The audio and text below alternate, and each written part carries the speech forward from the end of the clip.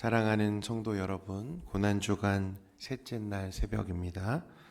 골고다의 길목에서 주님의 발자취를 따라 기도의 자리로 나오신 여러분 모두에게 하나님의 형언할 수 없는 위로와 하늘의 평강이 가득하시기를 주님의 이름으로 축원드립니다. 오늘 우리가 묵상해야 할 본문은 인류 역사상 가장 고통스럽고 모순적인 한 장면을 말씀합니다. 바로 빌라도의 법정을 보여주는데요. 우리는 흔히 이 장면을 보면서 예수님이 불쌍하게 또 불법적인 심판을 강제로 받고 계신다고 많이 생각합니다. 하지만 영적인 눈을 들어서 이 본문을 들여다보면 우리는 놀라운 역설을 발견할 수 있습니다. 겉보기에는 로마의 총독 빌라도가 재판장석에 높이 앉아 있고 만왕의 왕이신 예수님은 결박당한 채 피고인의 자리에 서 계십니다. 빌라도는 생사여탈권을 휘두르고 있는 심판자처럼 보이고 예수님은 아무 힘도 없이 자신의 죽음을 기다리는 무력한 죄수처럼 보인다는 것입니다. 그러나 여러분, 영적인 사실은 어떻습니까? 진짜 심판을 받고 있는 것은 예수님이 아니라 사실은 빌라도이고 그 자리에 모인 유대 종교 지도자들과 눈먼 군중들이었습니다. 그들은 지금 자신들의 선택을 통해서 영원한 생명을 얻느냐 아니면 영원한 멸망의 길을 가느냐 이 기로에 지금 서 있고 자신의 최종적인 심판을 치르고 있는 상황이었습니다. 반면에 예수님은 겉으로는 정죄를 당하고 계시지만 실상은 인류 구원이라고 하는 하나님의 거대한 구속사적 이 계획을 한치의 오차도 없이 완성해 가고 계셨기 때문에 그렇습니다. 사랑하는 성도 여러분, 이 재판의 모습은 단순히 2000년 전 예루살렘에 있었던 한 날의 이야기가 아닙니다. 이것은 오늘날 진리와 비진리가 부딪히고 하나님의 뜻과 내 이익이 충돌하는 바로 우리 삶의 현장이기도 하다는 사실을 깨달을 수 있기를 원합니다. 이 새벽에 불의한 재판 속에서도 흔들림 없이 하나님의 뜻을 이루어 가시는 예수님의 모습을 보면서 우리가 진짜 붙잡아야 할 나의 삶의 기준이 무엇인지를 깨닫게 되어지는 은혜의 시간 되기를 소망합니다. 오늘 11절 말씀에 보면 이렇게 우리에게 말씀합니다. 우리 같이 한번 읽겠습니다. 시작. 예수께서 총독 앞에 섰음에 총독이 물어 이르되 내가 유대인의 왕이냐? 빌라도는 무리들에게 끌려온 예수님께 내가 유대인의 왕이냐라고 물었습니다. 빌라도의 질문은 당연히 예수님이 정치적 반역을 준동하는 사람들이 그를 끌고 온 제목처럼 그런 로마를 향한 반역을 꾀하고 있는 사람인지를 묻는 질문이었습니다. 당연히 그가 예상한 대답은 아닙니다. 나는 그런 시도를 한 적이 없습니다. 이런 대답이었을 겁니다. 그런데 예수님 뭐라고 대답하셨습니까? 네 말이 옳도다 이렇게 말씀하세요. 이 대답은 단순한 긍정의 의미가 아니었어요. 빌라도가 생각하는 정치적 왕이 아니라 예수님은 지금 무엇을 말씀하시죠? 온 우주를 다스리는 진정한 통치자이심을 스스로 드러내시고 선포하신 것입니다. 그런데 더 놀라운 것은 그렇게 자신의 정체성을 조금의 두려움도 없이 선포하신 예수님께서 자신을 향한 대제사장들과 장로들의 거짓 고발에는 어째서인지 아무 대답도 하지 않으시고 침묵으로 일관하셨다는 사실입니다. 그래서 말씀에 보면 빌라도가 그 사실로 인해 놀랐다 이렇게 표현되어집니다. 이 말은 빌라도가 예수님을 보면서 마치 이 사람 지금 죽고 싶은 건가? 이런 생각이 들었다는 말입니다. 그의 침묵이 굉장히 이례적이고 이상하게 여겼다는 거예요. 누구도 그렇게 여겼다는 거예요. 빌라도도 그렇게 여겼다는 것입니다. 우리 13절과 14절 말씀도 한번 같이 읽겠습니다. 13절 14절입니다. 시작. 이에 빌라도가 이르되 그들이 너를 쳐서 얼마나 많은 것으로 증언하는지 듣지 못하느냐 하되 한마디도 대답하지 아니하시니 총독이 크게 놀라워하더라. 아멘. 여기서 주님의 침묵은 할 말이 없어서 말문이 막힌 침묵이 아니었습니다.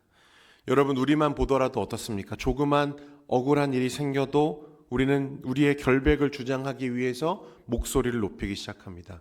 핏대를 세우기 시작하죠. 상대방의 논리적 허점을 찾아내서 비난하고 나를 변호하기 위해 우리는 모든 수단을 동원하기 시작합니다. 이게 세상의 일반적인 방식이고 모습이라는 거예요. 그런데 예수님은 그것과 전혀 다르게 지금 침묵으로 자신의 상황을 일관하십니다. 왜 침묵하시는가? 주님은 지금 빌라도의 판결에 자신의 생명을 맡기신 것이 아니었다는 거예요. 주님은 오직 하나님 아버지의 공의로운 심판만을 지금 바라보고 계셨습니다. 베드로전서 2장 23절에 보면 이 장면을 어떻게 묘사하냐면 욕을 당하시되 맞대어 욕하지 아니하시고 고난을 당하시되 위협하지 아니하시고 오직 공의로 심판하시는 이에게 부탁하시며 라고 말씀합니다. 그러니까 주님의 침묵은 무능함이 아니라 하나님의 뜻이 온전히 이루어지게 하기 위한 자발적인 순종이었음을 우리에게 말씀하고 있다는 거예요. 만약 예수님이 거기서 뛰어난 언변으로 빌라도를 설득해 무죄 방면되셨다면 어떻게 되었을까요? 평소 저와 여러분이 하는 것처럼 그렇게 자기 자신을 예수님도 변호하시고 그의 무죄를 입증하셨다면 당연히 어렵지 않게 그것을 입증하실 수 있었을 텐데, 만약 그렇게 하셨더라면 십자가의 대속은 그날 이루어지지 않았을 거라는 사실입니다. 그러니까 주님이 자신을 향한 모든 오해와 왜곡과 거짓 고발 속에 침묵하신 것은 하나님 아버지의 뜻대로 그 십자가에 자신을 내어주시기 위한 자발적인 순종의 침묵이었다는 사실입니다. 그러니까 주님은 나를 증명하는 것보다 하나님의 구원 계획이 완성되는 것을 더 중요하게 여기셨고, 자기 자신의 억울함을 표현하는 것보다 저와 여러분을 위해 자기 자신을 내어주시는 길을 선택하고 계셨다는 사실입니다. 이것이 바로 우리가 그의 침묵에서 배워야 할 십자가의 영성입니다. 사랑하는 성도 여러분, 혹시 여러분도 인생의 가운데 억울한 그 순간들을 지나갈 때가 있을 겁니다.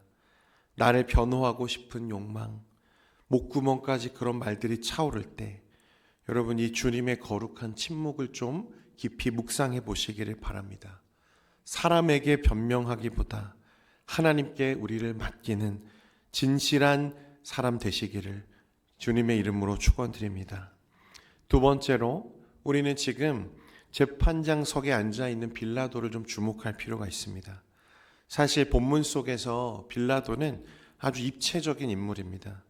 그는 예수님이 무죄라는 사실을 분명히 그의 모든 과정을 통해서 머리로 확실히 알고 있었습니다. 18절에 보면 그가 유대인들의 시기 때문에 예수님이 끌려온 줄을 이미 간파하고 있었다고 말씀합니다. 게다가 하나님은 이 이방인 총독을 살리시기 위해서 특별한 장치까지 마련하셨어요. 19절에 보면 누가 등장하죠? 이 빌라도의 아내가 등장합니다. 그녀는 꿈을 통해서 예수님이 옳은 사람이라고 하는 확신을 지금 이미 가지고 있고, 그래서 남편에게 그 사람에게 아무 상관도 하지 말라고 간절히 경고했습니다. 그러니까 빌라도에게는 진리를 선택할 수 있는 지식도 있었고 권한도 있고 심지어 영적인 경고까지 주어진 상황이었어요. 그런데 무엇이 빌라도의 발목을 잡고 있는가? 세상의 기준, 세상의 목소리였다는 것입니다. 여러분 24절 말씀에 보면 이렇게 말씀합니다. 24절 같이 읽습니다. 시작. 빌라도가 아무 성과도 없이 도리어 밀란이 나려는 것을 보고 물을 가져다가 무리 앞에서 손을 씻으며 이르되 이 사람의 피에 대하여 나는 무죄하니 너희가 당하라. 무리의 소동이 밀란으로 번질 조짐이 보이자 빌라도는 두려워졌어요. 여기서 내가 예수를 놓아줬다가 폭동이라도 나면 로마 황제에게 내 능력을 의심받겠지, 내 정치적 생명이 위태롭겠지, 그런 생각을 하는 거죠. 빌라도는 지금 진리와 자신의 자리 사이에서 무엇을 선택합니까? 자신의 자리, 안정을 선택했다는 것입니다. 그리고 아주 기만적인 퍼포먼스를 하나 하고 있는데 물을 가져다가 손을 씻으면서 뭐라고 말해요? 이 사람의 피에 대하여 나는 무죄하니 너희는 당하라. 너희가 당하라. 여러분, 손을 씻는다고 죄가 씻겨집니까? 지금 이 선택이 없는 선택이 되어집니까? 여러분, 이 일로 인해서 그는 역사 속에서 영원히 본디오 빌라도에게 고난을 받으사라는 고백과 함께 예수님을 무죄한 피를 흘리게 만든 정죄의 대명사로 역사에 남았습니다. 여러분, 그런데 오늘 이 빌라도의 모습을 보면서, 이 말씀을 보면서 저와 여러분도 우리의 삶의 자리를 한번 정직하게 돌아볼 수 있으면 좋겠습니다. 직장에서, 사업장에서, 또 사람들과의 관계 속에서 우리는 어떻습니까? 무엇이 하나님의 뜻인지, 무엇이 진짜 옳은 일인지 속으로는 다 알면서도 세상의 눈치가 보여서, 혹은 나한테 불이익이 올까봐, 내가 손해보게 될까봐 슬쩍 타협하고 침묵하고 있지는 않습니까? 나 혼자 잘 살겠다고 비겁하게 손을 씻으며 책임을 회피하는 현대판 빌라도가 오늘날 너무나 많다는 거예요. 오늘 이 말씀에 비춰볼 때 혹시 내 모습 가운데 그런 모습이 있지 않은지 여러분 깨닫게 되는 은혜가 있기를 소망합니다. 빌라도의 타협 못지않게 안타까운 것은 대제사장들과 장로들에게 선동된 무리들이었어요. 불과 며칠 전 예수님께서 예루살렘에 입성하실 때 그들 어떻게 했습니까? 겉옷을 길에 펴고 종려나무 가지를 손에 흔들면서 호산나 다윗의 자손이여 환호했던 사람들이죠. 그런데 오늘은 그를 십자가에 못 박아야 하겠나이다. 광기 어린 저주를 퍼부으면서 예수님을 십자가에 못 박으라고 외치고 있습니다. 당시 유대인들에게는요, 우리로 치면 명절 특사죠. 절기가 되면 죄인을 한 명 사면해 주는 그런 관리가 있었어요. 그래서 빌라도가 무리에게 묻습니다. 지금 잡혀 있는 자 중에 바라바라고 하는 죄인이 있는데 바라바와 예수 둘 중에 누구를 놓아주겠냐는 거예요.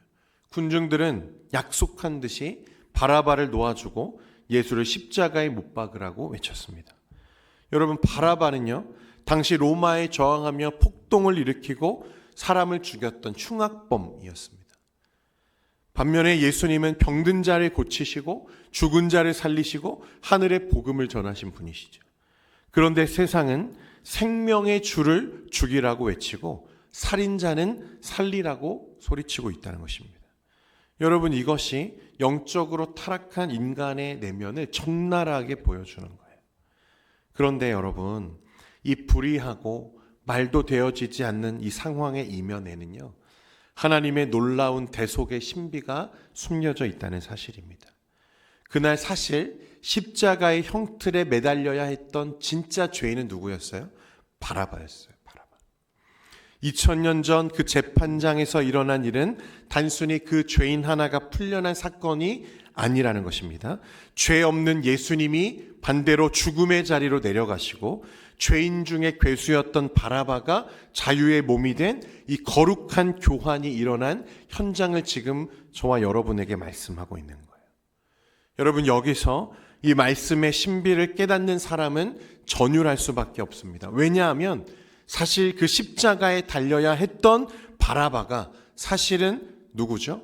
바로 저와 여러분, 우리 자신이었다는 사실을 우리가 깨달을 수밖에 없기 때문에 그렇습니다. 우리는 하나님 앞에 죽어 마땅한 죄인들이죠. 영원한 지옥 형벌의 주인공들입니다. 그런데 예수님께서 그 법정에서 침묵하심으로, 빌라도의 그 불의한 판결을 온몸으로 받아내심으로 우리가 있어야 할 그 저주의 자리에 예수님이 지금 대신 내려가고 계시다는 사실을 말씀하는 거예요. 여러분, 바라바가 그날 감옥문을 나서면서 무슨 생각을 했을까요? 자기 대신 채찍을 맞으러 들어가는 예수님의 모습을 보면서 어떤 마음이 들었을까요? 저 사람이 나 대신 죽네? 이 말 아닙니까? 고난주간은 바로 이 당연하지 않은 은혜 앞에 다시 서는 시간인 줄 믿으시기를 바랍니다. 주님, 제가 죽어야 할 자리에 왜 주님이 계십니까? 여러분, 이 질문 앞에 오늘 이 말씀이 저와 여러분을 세우고 있다는 거예요.